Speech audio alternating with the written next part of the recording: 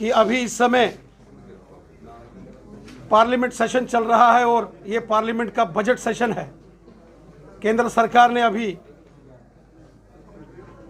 2021-22 के इस वित्तीय वर्ष का बजट पार्लियामेंट के अंदर पेश किया है। ये मुश्किल परिस्थितियों में एक बेहतरीन बजट केंद्र की नरेंद्र मोदी साहब की सरकार ने पेश किया है, जिसकी प्रशंसा न केवल भारत में बल्कि पूरी दुनिया में हो रही है।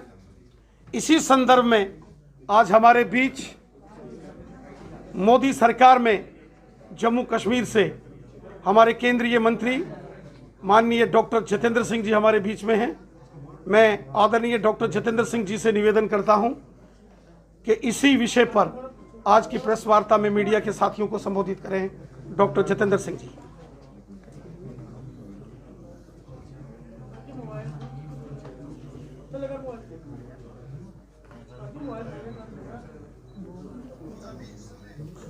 सबसे पहले तो दोस्तों मुझे लगता है कि आज आप सब बधाई के पात्र हैं 4G के लिए, क्योंकि सबसे अधिक इसका जो अभाव महसूस हो रहा था वो पत्रकार साथियों को और छात्रों को।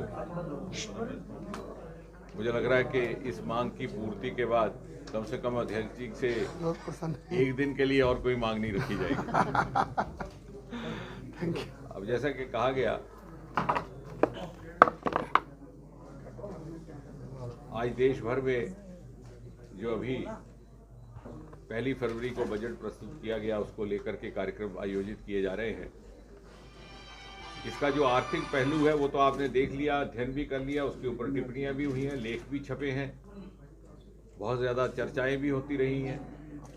लेकिन इसको समाज में कैसे ले जाना है, क्योंकि आप समाज के केवल सूचक ही नहीं, उनके ओपिनियन मेकर भी हैं। तो समाज को किस दिशा में ले जाना है वो हम सबका मिला जुला दायित्व है, जिसमें मीडिया का भी एक विशेष भूमिका रहती है। और जिस दिन ये बजट प्रस्तुत हुआ और मुझे कहा गया था मीडिया को ब्रीफ करने के लिए, तो उस दिन भी मैंने पहला वाक्य यही कहा था, the first thought that occurred to me is कि budget 21-22 is in tune with post Covid India vision. Covid काल के गुजर जाने के बाद जो पोस्ट कोविड दौर आने वाला है, क्योंकि जैसा हम सब जानते हैं कि कोरोना ने अकस्मात सारी दुनिया को ग्रस्त किया।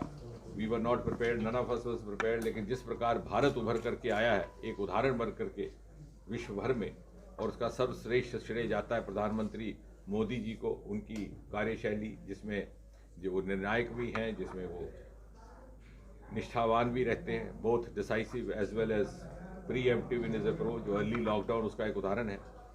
लेकिन इसके उपरांत जब विश्व का प्रत्येक देश अपने आप को संभालने में जूझने लगा है, तो मैं देख सकता हूं कि भारत एक प्रथम श्रेणी का देश बनकर के उभरेगा, and India will be a member of the front line nation community of the world. और उसके लिए हम किस प्रकार उस भूमिका के लिए अपने आप को तैयार करें, मैं कह सकता हूं कि ये बजट उसका एक विजन डॉक्यूमेंट है, उसकी एक रूपरेखा है। और इसीलिए मैंने उस दिन कहा था कि normally a budget is a document of economics, but the budget 21-22 goes beyond the realms of economics and emerges as a vision document of post Covid India. क्योंकि एक और विश्व भी हमारी ओर देखने लगा है, दूसरी ओर जब अन्य रिसोर्सेज का अभाव होगा तो जो अनएक्सप्लोर्ड पोटेंशियल्स हैं हिंदुस्तान में वो किस प्रकार से उपयोग में ला सके। और इसी समझ को लेकर के, इसी अध्ययन को लेकर के हमारे प्रायोरिटी एरियाज, हमारी प्राथमिकताएं निर्धारित की गई हैं, जिसको कहा गया in popular phraseology 6 pillars of the 21-22 budget. और पहली बार स्वतंत्र भारत के इतिहास में स्वास्थ्य क्षेत्र के लिए 137% वृद्धि करके 2 लाख करोड़ से अधिक की राशि निर्धारित की गई। और ये इसलिए भी महत्वपूर्ण है कि बहुत समय से चिकित्सा जगत के लोगों की ओर से भी ये मांग आ रही थी कि भारत में स्वास्थ्य के लिए बहुत कम प्रतिशत बजट निर्धारित किया जाता है।